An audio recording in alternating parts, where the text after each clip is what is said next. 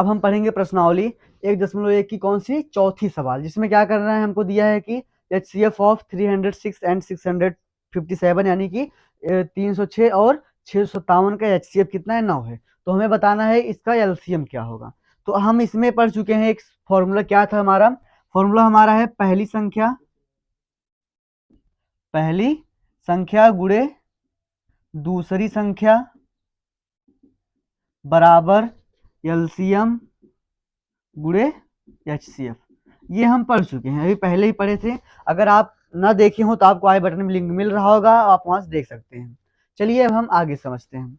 तो इसमें क्या हो जाएगा हमारा, पहली संख्या मतलब 306, तो हम यहाँ क्या लिख देंगे 306 गुणे दूसरी संख्या मतलब 657, हम भी यहाँ क्या लिख देंगे 657 बराबर LCM मतलब LCM कितना है इसका हमको निकालना है, तो हम यहाँ LCM भी रहने देंगे ऐसे। फिर गुणे HCF कितना है हमारा 9, तो हम भी यहाँ क्या लिख देंगे 9। अब यहाँ पर हमें ध्यान दीजिए, LCM निकालना है, तो LCM के बाद यहाँ बचेगा क्या 9, 9 यहाँ गुणा में है, इधर आएगा बटे में यानी डिवाइड में आ जाएगा। तो हम क्या करते हैं, यहाँ लिख देंगे 306 गुणे 657 बटे 9 बराबर LCM। फिर अब हम इसको काटते हैं, देखिए जब हम 9 को काटेंगे, 3 3 त्रिक का 9, और ये क्या हो जाएगा हमारा 3 एकम 3 0 और 3 दूना 6, फिर 3 एकम 3, यहाँ हो जाएगा हमारा 3 त्रिक का 9, यहाँ बचा 1 हो गया 12, 3 चौक 12, क्या आ गया हमारा, आ गया 34 गुणे 657 बराबर LCM। मतलब हम इसका जो गुणा करेंगे जो आएगा वही हमारा क्या होगा LCM। चलिए गुणा करके देखते हैं। तो 657 गुणे कितना 34, क्या हो जाएगा, 4 4 सत्ते 28, हासिल लगा 2, 4 पंचे 20, 2 22, 4 छंग 24, 24 2 26, फिर 3 सत्ते 21 और 3 पंचे 15, 2 17, 3 छंग 18, 1 19, कितना आ गया हमारा 8 2 1 3 7 6 13, 9 2 11 1 12 और 1 1 2, कितना आ गया हमारा 22 33 8, क्या आ गया हमारा LCM। तो उम्मीद करते हैं आपको ये समझ में आ गया होगा। यहाँ ध्यान दीजिए, काटते समय हम जैसे ऊपर 2 है, ये जरूरी नहीं हम यही काटें, हम इन दोनों में से कोई भी एक काट सकते हैं। जैसे हम इसको काटे फिर यहाँ काटे, अब जरूरी नहीं हम जैसे इसको काटे थे, जैसे समझिए आप, जैसे लिखा है मान लीजिए हमारा 306 गुणे 657 है बटे में हमारा 9 है। जैसे जरूरी नहीं हम ये काट रहे हैं यही काटे, हम जैसे एक नीचे काटे तो ऊपर ये भी काट सकते हैं, ये भी काट सकते हैं, दोनों में से कोई भी एक काट सकते हैं। जैसे हम काट दिए मान 3 एकम 3 त्रिक का 9, यहाँ क्या होगा 3 एकम 3 3 0 0 3 दूनी 6। अब जरूरी नहीं अगली बार हम यही काटे, फिर से हम ये भी काट सकते हैं। मतलब एक हमको ऊपर काटना है, एक नीचे काटना है, चाहे जो काटो, ऊपर जो है उसको, नीचे जो है उसको, चाहे जितनी बार काट सकते हैं आप, वो जितनी बार कटता है आप उतनी बार काट सकते हैं उसे। तो इस तरीके से ये सवाल हो गया हमारा कंप्लीट। अब जो हमारा पांचवा सवाल, इसमें हमें क्या पूछा है, इसमें हमें जांच करना है कि ये जो हमारा 6 की घात n है, ये यानी कि किसी भी मान के लिए, यानी मतलब n बराबर हम 1 रखते हैं, 2 रख दें, 3 रख दें, 4 कुछ भी रख दें, तो क्या ये 0 पर समाप्त हो सकता है। 0 समाप्त होना मतलब, जैसे मान लीजिए हम 6 की घात रखे 1, तो क्या आएगा हमारा 6 एकम 6। मान लीजिए फिर हम यानी जगह रखते हैं 2, तो क्या आएगा 6 की घात 2 मतलब 6, कितना हो जाएगा हमारा 6 36 होता है, यहाँ क्या आ जाएगा हमारा 36 आ गया।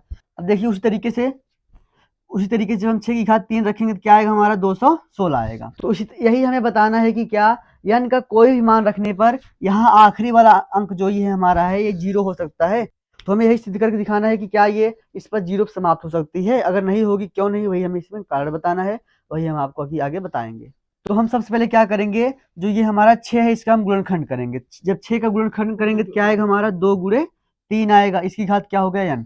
अब एक बात ध्यान समझिए, केवल 0 पे वही संख्याएं समाप्त होती हैं जिनमें 2 और 5 आए, दोनों आने चाहिए, 2 और 5 दोनों अगर उसके गुणनखंड में आ रहे हैं तब तो वो हमारा 0 पे समाप्त होगा, नहीं तो नहीं होगा।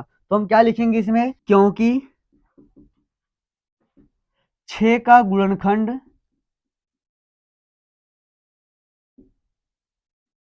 6 का गुणनखंड 2 गुणे 5 के रूप का नहीं है, के रूप का नहीं है।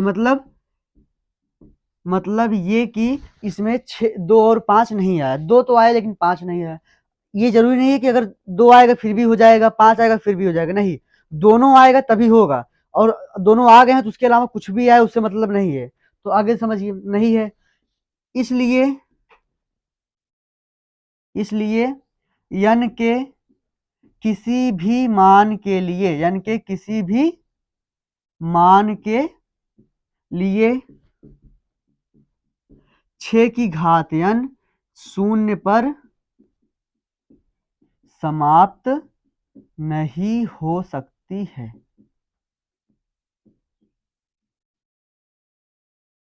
तो उम्मीद करते हैं आपको समझ में आ गया होगा। इसमें हमें केवल इतना करके यानी सिद्ध करके दिखा देना है कि जो इसका गुणनखंड है इसमें 2 और 5 नहीं आया। अगर दोनों साथ में आएंगे तब तो ये हमारा जीरो पर समाप्त होगा।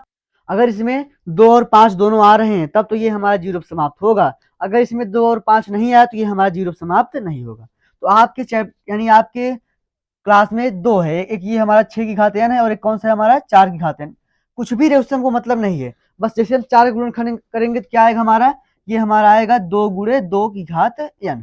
अब यहाँ ध्यान दीजिए, क्या इसमें 5 आया, नहीं आया। 2 तो आया लेकिन 5 नहीं आया, तो हम क्या लिखेंगे, क्योंकि 4 का गुणनखंड 2 गुणे 5 के रूप का नहीं है, अतः यानी कि किसी भी मान के लिए यहाँ क्या हो जाएगा, यहाँ इसकी जगह क्या हो जाएगा, 4 की घात n शून्य पर समाप्त नहीं हो सकती है। तो उम्मीद करते हैं आपकी समझ में आ गया होगा।